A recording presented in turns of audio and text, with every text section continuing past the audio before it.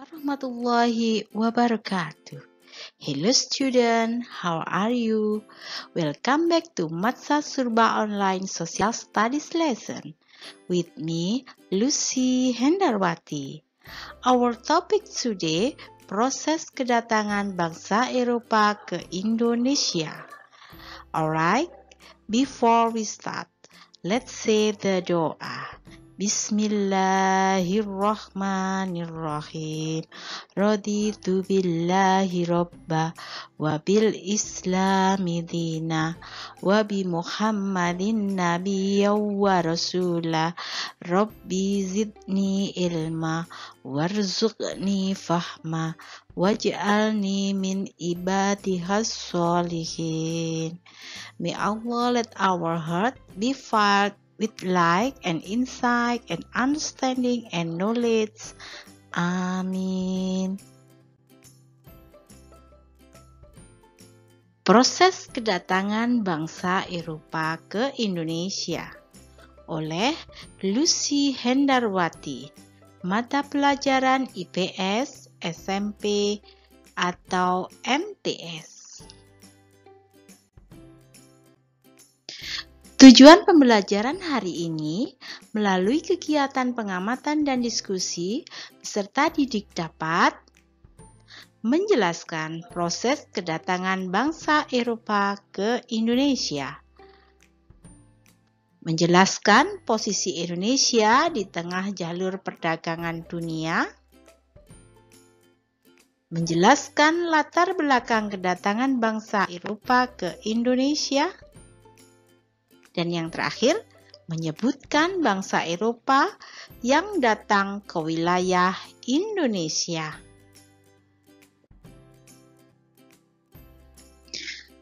Proses kedatangan bangsa Eropa ke Indonesia bisa kita lihat ada 3.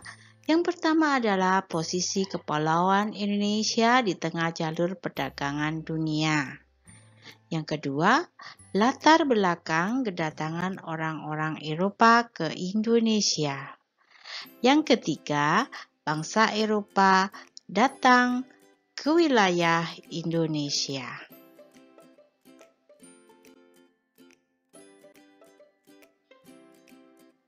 Kalian bisa melihat di situ adalah gambar kedatangan bangsa-bangsa Eropa ke wilayah Indonesia. Sebenarnya mereka yang dituju bukan Indonesia saja karena mereka datang dari Eropa untuk mencari rempah-rempah. Nah, mereka menyusuri lautan di seluruh dunia mencari tempat rempah-rempah berada, tepatnya berada di daerah timur. Mengapa? Karena di daerah timur tidak beriklim seperti yang dia tinggali di Eropa.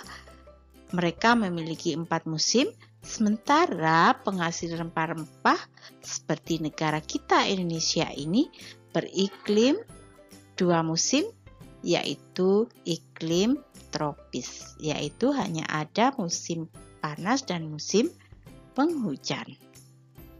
Di situ kita lihat dalam gambar itu, mereka menggunakan kapal-kapal dengan mengarungi samudera, dan di sebelah kanan bisa kita lihat mereka datang di pesisir pantai dan kita lihat disambut baik karena mereka tujuan pertamanya adalah berdagang.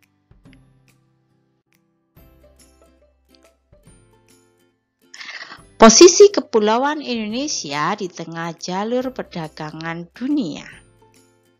Yang pertama, Indonesia sebagai tempat persinggahan dan pusat perdagangan. Letak Indonesia yang strategis sangat menguntungkan bagi pelayaran dan perdagangan dunia.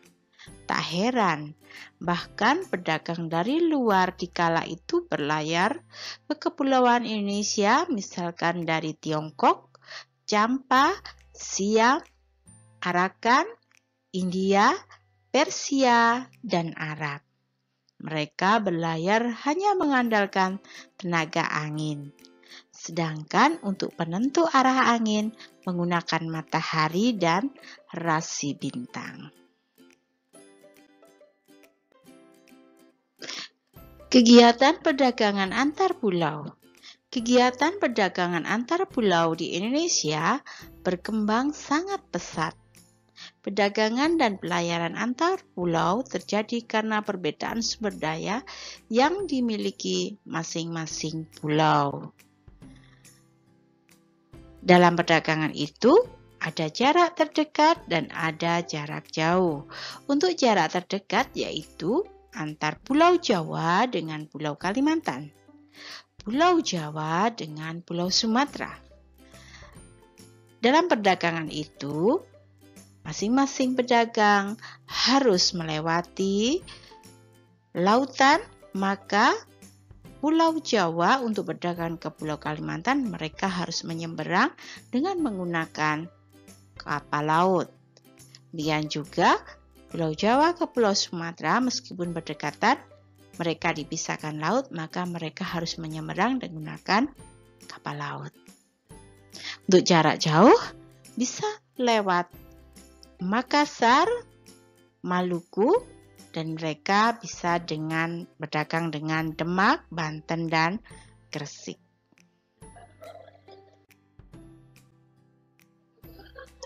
Nomor 3, barang-barang yang diperdagangkan.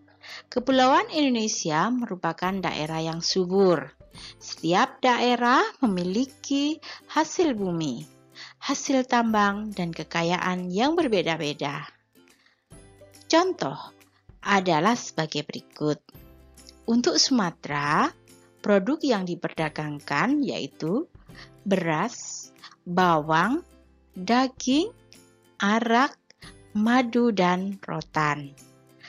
Untuk Jawa Madura, yang diperdagangkan produknya adalah beras, gula, kain, dan alat seperti pisau. Untuk Kalimantan, produk yang diperjualbelikan emas, intan, damar, dan kayu. Untuk Nusa Tenggara, yang dijual produknya adalah kayu cendana dan belerang. Maluku, produk yang dijual pala dan cengkeh. Dan yang terakhir Irian Barat, Papua, itu yang diperdagangkan adalah burung cendrawasih dan sagu. Itu pada zaman dahulu. Untuk burung cendrawasih saat ini tidak diperjualbelikan karena burung itu adalah burung yang dilindungi.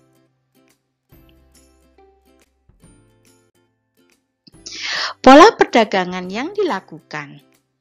Menurut Van Leur, pola perdagangan yang dilakukan pada zaman dahulu adalah terdiri dari dua, yaitu golongan 1 dan golongan 2. Golongan 1, golongan yang memiliki banyak modal berupa uang dan barang.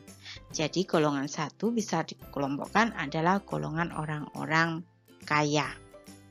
Untuk golongan 2, para pedagang kelontong dan pedagang keliling yang membawa berbagai macam barang. Nah, sistemnya bisa sistem barter atau pertukaran barang, juga bisa menggunakan sistem bagi hasil.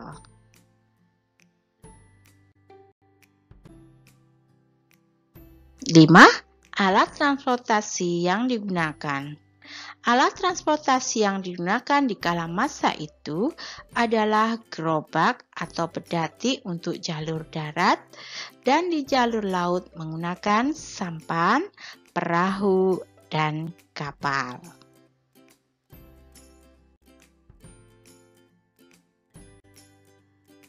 Keenam, posisi Malaka. Malaka dapat dikatakan sebagai pintu gerbang Nusantara.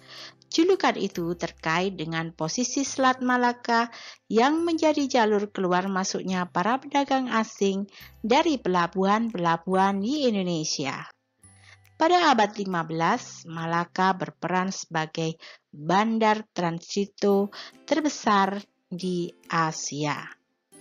Jika dilihat dari letak geografisnya, letak Malaka sangat strategis dan menguntungkan.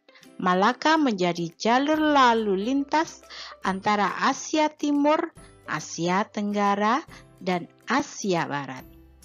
Maksudnya, para pedagang selalu melalui Malaka untuk berjual barang-barang atau jual beli barang-barang, sehingga Malaka mendapat keuntungan yang besar dari singgahnya para pedagang-pedagang asing.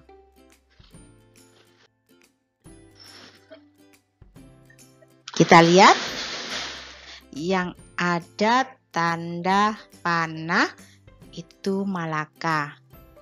Sangat strategis sehingga bisa dilewati kapal-kapal asing untuk berjual beli barang-barang dari luar negeri sehingga mendapat keuntungan.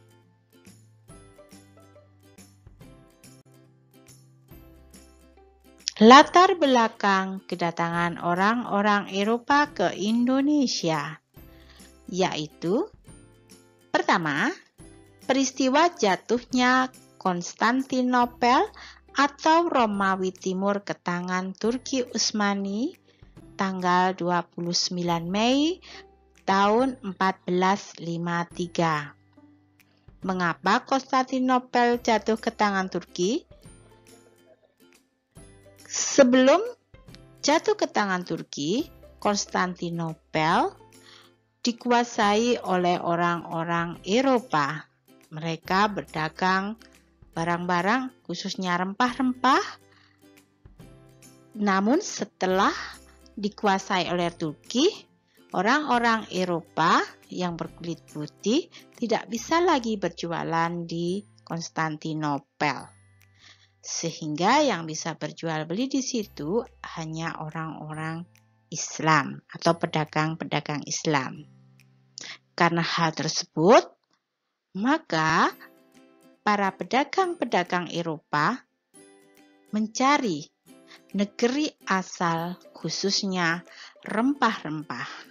Mereka karena tidak bisa lagi berjual beli di Konstantinopel, maka mereka belajar dan menemukan ilmu pengetahuan dan teknologi, yaitu teori heliosentris yang ditemukan oleh Nicolaus Copernicus, dan ditemukan kompas serta peta. Nah, dengan adanya kompas, jika mereka mencari negara asli penghasil rempah-rempah, mudah karena kompas berfungsi sebagai penunjuk arah. Demikian juga peta sangat bermanfaat untuk menemukan tempat asli ditemukannya rempah-rempah. Meskipun perjalanannya jauh, mereka tetap melakukan penjelajahan samudra untuk menemukan rempah-rempah untuk dijual kembali ke Eropa dengan pendapatan yang besar dan harga yang bagus sehingga mendapat keuntungan yang luar biasa. Yang ketiga, mereka datang ke Indonesia karena ingin mendapatkan kekayaan.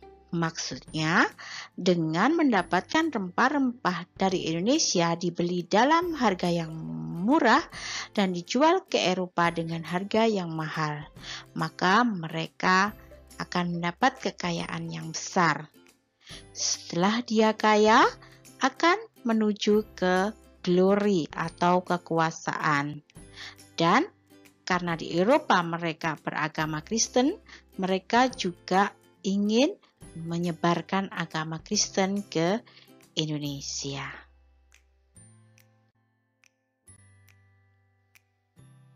Di situ peta letak Konstantinopel yang dengan nama lain adalah Istanbul.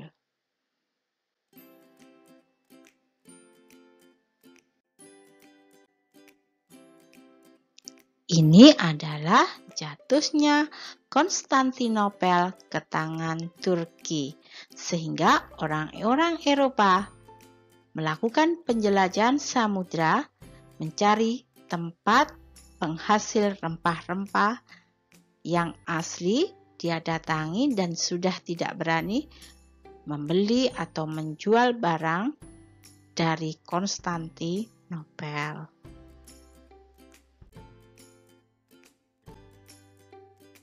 Ini adalah ditemukannya kompas sebagai penunjuk arah bangsa asing menuju ke Indonesia.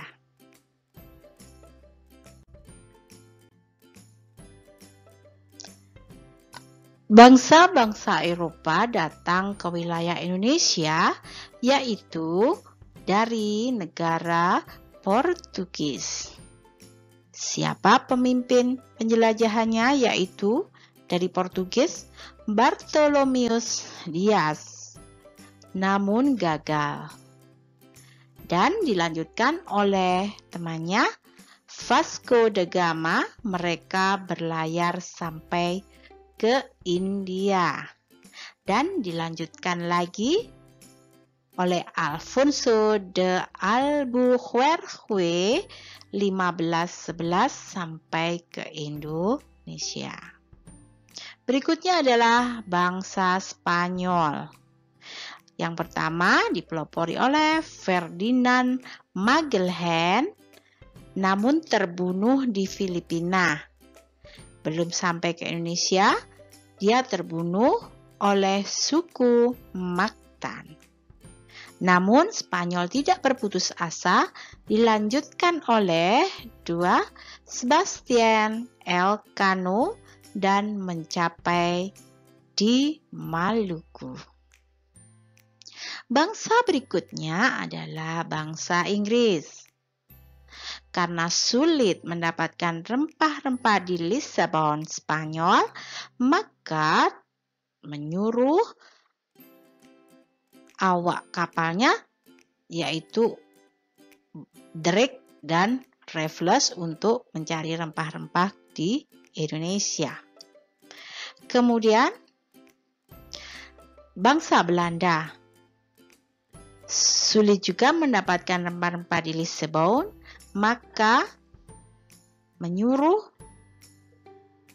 orang untuk mencari rempah-rempah, yaitu William Barents, namun gagal.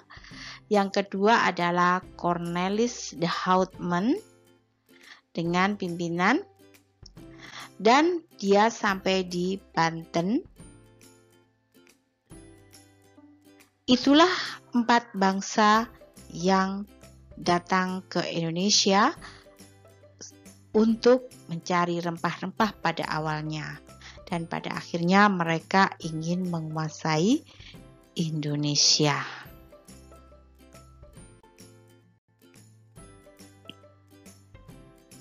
Di situ terlihat hasil dari Indonesia yang diinginkan bangsa Eropa. Di situ terlihat cengkeh, terlihat ketumbar, lada putih, merica Batak, terlihat lada hijau, ada juga merica pink, ada lada hitam. Yang di sebelah kanan itu adalah pohon lada. Nah, pohon-pohon itu atau hasil itu menjadi incaran dari bangsa Eropa sebagai bahan yang laku di Eropa karena di sana tidak bisa tumbuh, dan jika mereka mendapatkannya akan dibawa ke Eropa untuk dijual dengan harga yang mahal sebagai bumbu-bumbu masak yang berkualitas.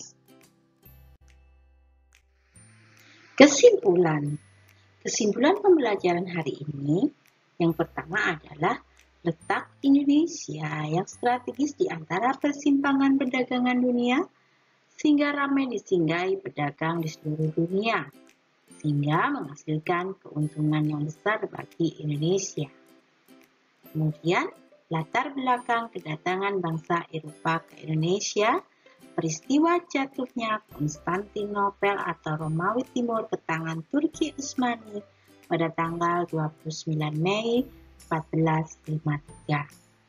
Yang kedua, faktor penemuan di bidang ilmu pengetahuan dan teknologi terdiri dari teori heliosentris oleh Nicolaus Copernicus dan ditemukan alat penunjuk arah kompas dan peta oleh Ibrahim Creswell. Dan yang ketiga, semboyan 3G. God untuk mendapatkan kekayaan, glory, mendapatkan kekuasaan, dan gospel, menyebarkan agama Kristen. Berikutnya, bangsa Eropa yang datang ke wilayah Indonesia adalah Portugis, Spanyol, Inggris, dan Belanda. Pesan moral, manusia yang serakah terhadap dunia akan mengalami siksaan dunia dan akhirat.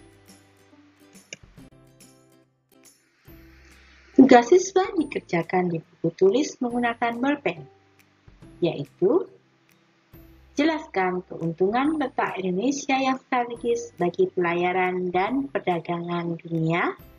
2. Gambarkan kegiatan perdagangan antar pulau. Yang A, yaitu jarak terdekat. B, jarak jauh. 3. Barang yang diperdagangkan dari Kalimantan. 4. Sebutkan alat transportasi yang digunakan dalam perdagangan. 5. Mengapa pada abad 15 Malaka berperan sebagai bandar transito terbesar di Asia. 6. Sebutkan 3 latar belakang kedatangan bangsa Eropa ke Indonesia. 7. Sebutkan 3 bangsa yang datang ke Indonesia. 8. Sebutkan 5 komoditas rempah-rempah di Indonesia yang digemari bangsa Eropa. 9. Jelaskan tentang teori heliosentris. 10. Jelaskan manfaat kompas dan peta dalam penjelajahan samudera. Penutup. Well, this is the end of this video lesson. Let's say hamdalah together. Alhamdulillahi Rabbil Alamin. Thank you for your attention and see you again on my next video. Bye-bye. Wassalamualaikum warahmatullahi wabarakatuh.